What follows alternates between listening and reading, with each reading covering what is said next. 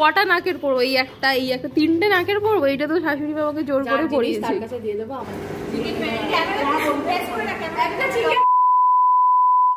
আচ্ছা, বিয়ে রিলেটেড সব ভিডিও কিন্তু আমার চ্যানেলে চলে এসেছে। যারা দেখোনি তারা কিন্তু চ্যানেলে গিয়ে দেখে আসতে পারো। তো এটা দেখো, বৃদ্ধির পর চলে এসেছিল গায়ে হলুদের তত্ত্ব নিয়ে। এই মাছটা আমার বাড়িতে, মানে শ্বশুর বাড়ি থেকে পাঠানো হয়েছিল আমাদের বাড়িতে, যেহেতু আমি মাছ খেতে ভীষণ ভালোবাসি।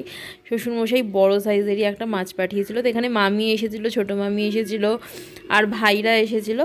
তো এইখানে এখন দেখতেই পাচ্ছ সবাইকে খেতে দেওয়া হচ্ছে। আর সবাই খুব তাড়াহুড়ো করছিল, কারণ গিয়ে আবার সবাই যাবে হচ্ছে জল ভরতে। তো সবাই খাবে না বলেছিল, তবুও তাড়াহুড়ো করে একটু খাইয়ে দেওয়া হলো আর কি। আর তারপরেই আমাদের শুরু হবে গায়ে হলুদের অনুষ্ঠান। এই যে গায়ে হলুদের তত্ত্বে গাত্রহরিদ্রা লেখা মিষ্টি এসছিল, আমার শাড়ি, এই সমস্ত সব কিছু এসছিল। দেখো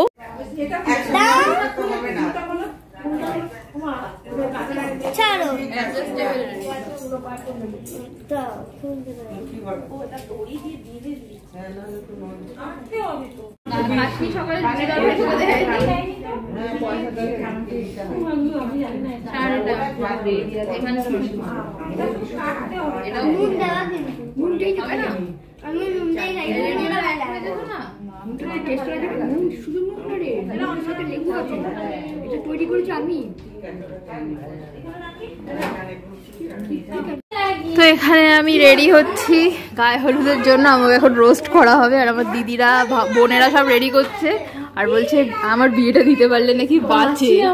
আর আমি একটা অ্যাজ এ ব্রাইড কটা নাকের পরবো? এই একটা, তিনটে নাকের পরবো। এইটা তো শাশুড়ি বাবাকে জোর করে পরিয়েছে।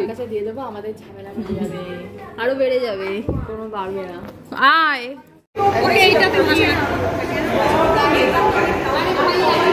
চেঞ্জ করতে চাইছি। এইটা এখানে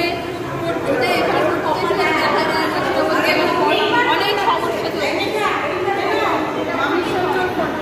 হ্যাঁ,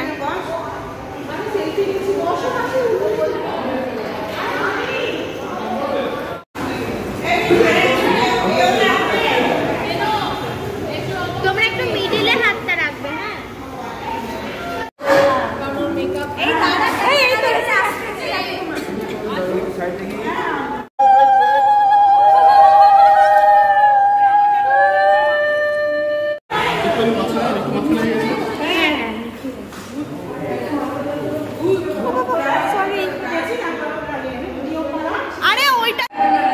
আরে এটা বেসন, ওটা লাগা।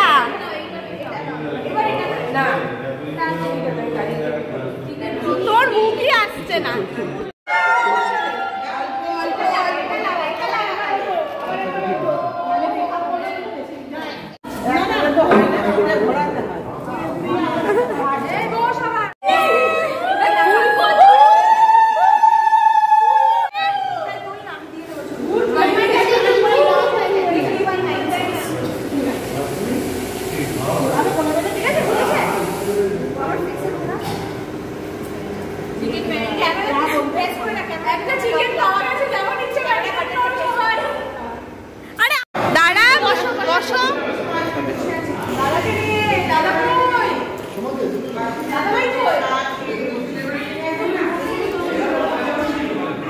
ব্রাইড এখানে ফটো তুলছে। ব্লগার, ক্যামেরাম্যান, ফটো আর ফটোগ্রাফারকে ফটো আর্টিস্ট বলছি। আগের ব্লগটা এই অবধি এখানেই এন্ড করছি। দেখছো পাবলিক সব খেয়ে দিয়ে ঘুমাচ্ছে, সব আছে, আমি রেখে দিয়েছি। তোরা যখন আমি বিয়েতে বসবো আমার এসে জিজ্ঞাসা করবি, আমি বলে দেবো। আমার মেকআপ আর্টিস্ট চলে এসছে। আমার রাতে কি পড়বি রে শয়তান? এই যে বড় মেশো বড় আনতে যাবে বলে আমার রেডি, একদম ফাটাফাটি ব্যাপার। আর বড় মাসি সার্ভিস দিচ্ছে। বড় মেশো মাসিকে ছাড়া কিছুই চলতে পারবে না, ঠিক আছে? ও এই দেখো, এরকম হতে হবে। বললো মাসি কোথায়, বড় মাসিকে ডাক।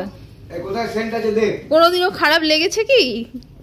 আর এই ব্লগটা আমি এখানেই এন্ড করছি। খুব বাজে লাগছে আমাকে। দেখা হচ্ছে নেক্সট ব্লগে। টাটা।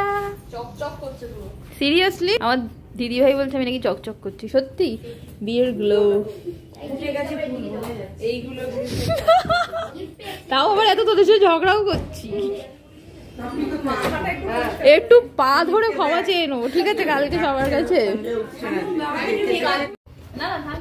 চোখ বন্ধ করে আছে না কুচেটের মতো। আমি এখন বড় মেয়ের সঙ্গে রেডি করে দিচ্ছি হালকা করে। বড় মেয়ের সাথে চলে যাবো। দাঁড়া না রে, বড় আছে একটু মেখে নাও। মমি বলছে কি এটা মেখে দিচ্ছি। দুজনকে দিচ্ছে। দুজনকে দিচ্ছি। আমি বড় মেয়ের ওখানে নিয়ে আসো। কি বিয়ে করতে যাচ্ছিস? বড় আনতে যাচ্ছি তোমাদের। বল আনতে যাচ্ছো?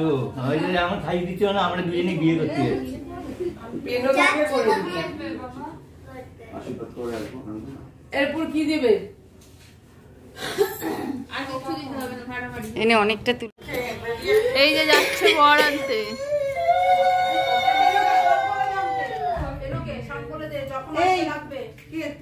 তোদের তো ফোন কি বলো?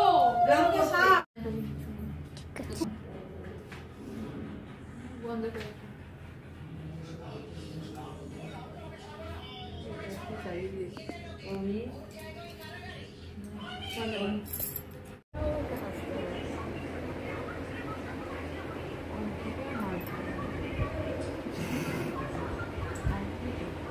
বন্ধ কর।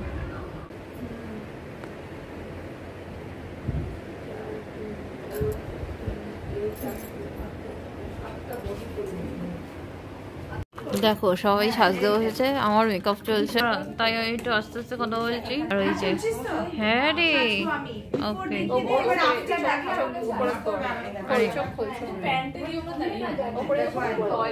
বড় মাসি ননদকে সেবা দিচ্ছে, আমার মা ওখানে কিছু করছে। কোটি আবার এদিকে শাড়ি পরছে। কোটি কি বলছিস? যে মায়ের শাড়ি পরানো ছেলেরা থাকলো না, আর এমনিও থাকতো না, থাকতে পারতো।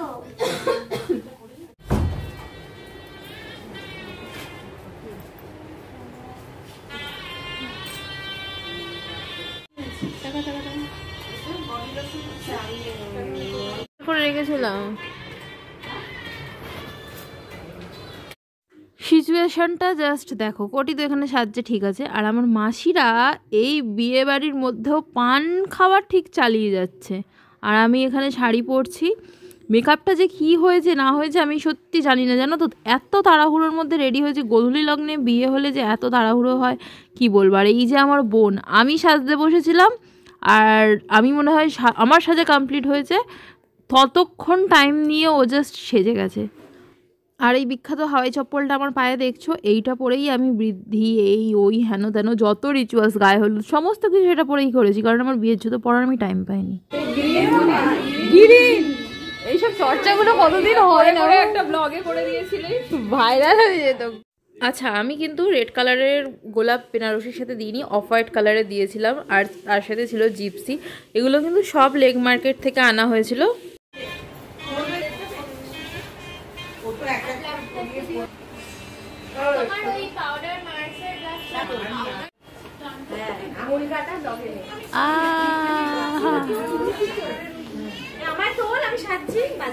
না রে, আস্তে আস্তে সাজ। ও বললো লাল মেরুন আজকে পরা যাবে না, মৌমি পরবে, একদম perfect colour change. Before after আমি দেখাচ্ছি। তোমার মেয়ের সাজ হয়নি মামি, দাঁড়া না রে মেয়ে, ব্লগ করছি। উমি দিদি নাকি অ্যাজ আ ব্রাইড হেল্প করছে সবাইকে, দেখো।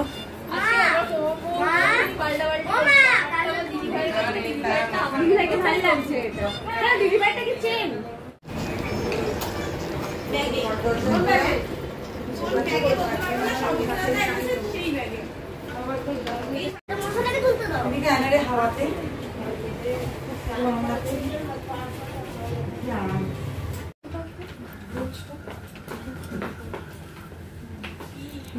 না ভালোই লাগছে, শুধু শুধু লোককে আমি গালমন্দ করি।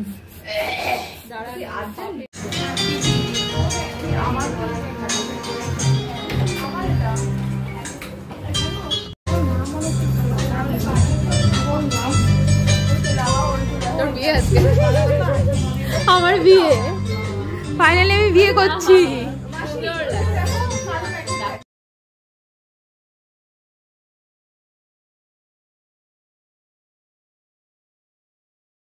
গোধূলি লগ্নের বিয়ে এত যে চাপ যায় কি বলবো, আমি নিজে কি সেজেছি আমি নিজেই জানি না। আর একটা মিরর হওয়াতে প্রচণ্ড প্রবলেম তৈরি হয়ে গেছে, দেখতেই পাচ্ছ কি অবস্থা। আর আমি কনসেন্ট্রেট করতে পারছিলাম না। কলকার জন্য আমি আলাদা একটা কলকা আর্টিস্ট বুক করেছিলাম, যেহেতু আমার কলকাটা পারফেক্ট হয়। বাট আমি যখন কলকা করছি অলরেডি বর এসে গেছে, তো আমি কলকাটা সিম্পলের মধ্যেই হয়ে গেছে, নাহলে আরও একটু সুন্দর ওকে টাইম দিলে অবভিয়াসলি ও করতে পারতো, যেহেতু ও এটারই স্পেশালিস্ট। আর এই দেখো বর এসে গেছে। তো কতটা তোমাদের সাথে শেয়ার করতে পারলাম জানি না, নেক্সট ভিডিওতে তোমাদের সাথে পুরো বিয়ের ব্লগটা আমি শেয়ার করব। তোমরা অনেকে কমেন্ট করেছো বিয়ের ব্লগ, তো আমি সব কাজ ফেলে দিয়ে তোমাদের জন্য বিয়ের ব্লগগুলোই এডিট করছি। তো চলো, এই ভিডিওটা এতদূর দেখে থাকলে লাইক করে দিও। দেখা হচ্ছে নেক্সট পার্টে, টাটা।